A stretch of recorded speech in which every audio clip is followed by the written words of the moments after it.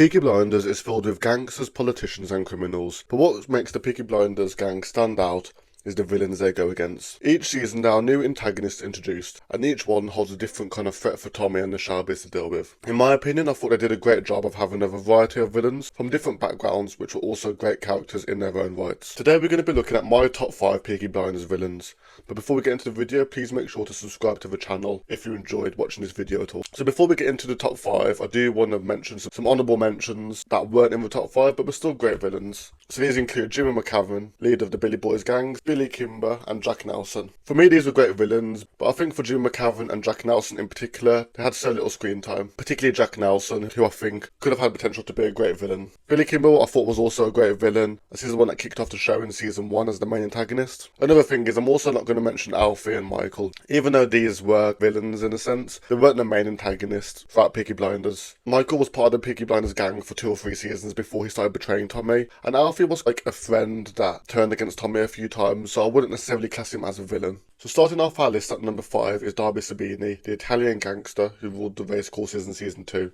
He was powerful in London's underworld and he had a ruthless gang to back him up. He was aggressive, cunning and had a strong influence over the police. As he already had control over London, it was very hard for Tommy to come in and take over. When Tommy first went to London to try and take over, I feel like he did bite off a bit more than he could chew, and ended up in hospital due to this. I do feel like Sabini was just a bit more of a general villain. He's not one that stands out massively to me. But I think what made him such a good villain to take down is the fact that Tommy was the one actually going to London and essentially taking the war to Sabini, who was obviously very powerful, and we saw firsthand how bad his temper was. He wasn't scared to go head to head with Tommy, or even kill anyone for that matter. I think it would have been good to see Sabini again in later seasons after season 2, but unfortunately we only got to see him in season 2. Now number 4 on the list is Father John Hughes, a high-ranking member of the Economic League, or Section D, a very secretive, dangerous organisation with deep ties to the government. What made him such a good villain was not because of his outright power, but because of his sly strategies. Tommy didn't see him as a villain at first, but with Father Hughes' connections, he managed to stay one step ahead of Tommy. And then when he finds out Tommy was then going to try and kill him, he then kidnaps his son and blackmails him, which just shows he doesn't have any limitations. He has a kind of calm and cold aura, and because he's a priest, he is unsuspected to most people about being a villain. Multiple times he even had the option to kill Tommy, but ultimately used Tommy to carry out his tasks for him instead. We never see a villain kind of break Tommy as much as Father Hughes did, physically and mentally, by cracking his skull open and leaving him concussed, while also kidnapping his child. He has access to judges, politicians and police, and generally had a lot of good connections which he used against Tommy. He even got Tommy arrested just to show him that he could do that. Next on the list, Luca Tranquetta. He came to Birmingham with one goal, for revenge. The acting for this character was brilliant, played by Adrian Brody, who was the head of a powerful Italian-American crime family,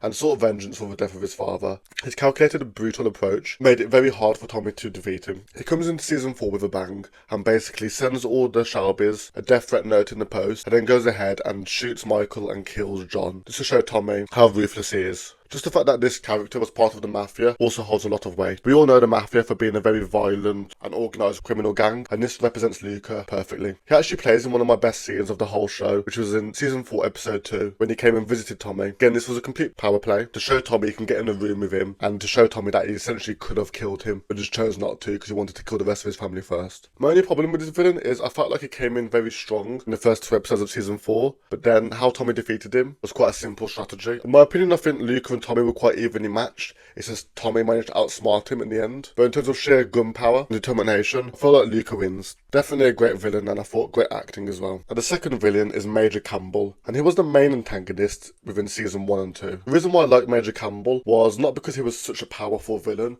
was because the relationship between him and Tommy was very personal. They both loved Grace, so they were essentially fighting over a girl. As he was high up in the police force and worked for Winston Churchill, it was very hard for Tommy to actually go and kill him, unlike other gang leaders as an example. Tommy faces him in more of the earlier stages of his career, where he didn't have a huge amount of power like we see in season 5 and 6. And their whole back and forth was very personal, even to the point where Campbell essentially raped Tommy's auntie and got Michael locked up in prison. On day 1, he's out to get Tommy, and even though he wasn't very powerful, he did control the whole police force in Birmingham and could essentially do whatever he wanted to. He proved this in episode 1, where he basically took Arthur to go and get beaten up. I also thought the acting of this character was great as well. Now, onto the top villain for the Peaky Blinders, and this was Sir Oswald Mosley, played by Sam Claflin, if I've pronounced that right. To me, this character was absolutely amazing. A few reasons why I thought it was so amazing was because this was actually based on a real life character, and he came with a different type of approach where he wasn't just a gangster, but he was mainly a politician with a lot of power. I would even argue he has more power than Tommy. He outsmarts Tommy in a lot of things, and then eventually goes on to lead his own party, so he doesn't have anyone to report to. This was the ultimate villain for Peaky Blinders, as it's the only villain Tommy hasn't yet managed to defeat. Not only that, but he's really charismatic, he's persuasive, and he has a strong ability to be able to convince people,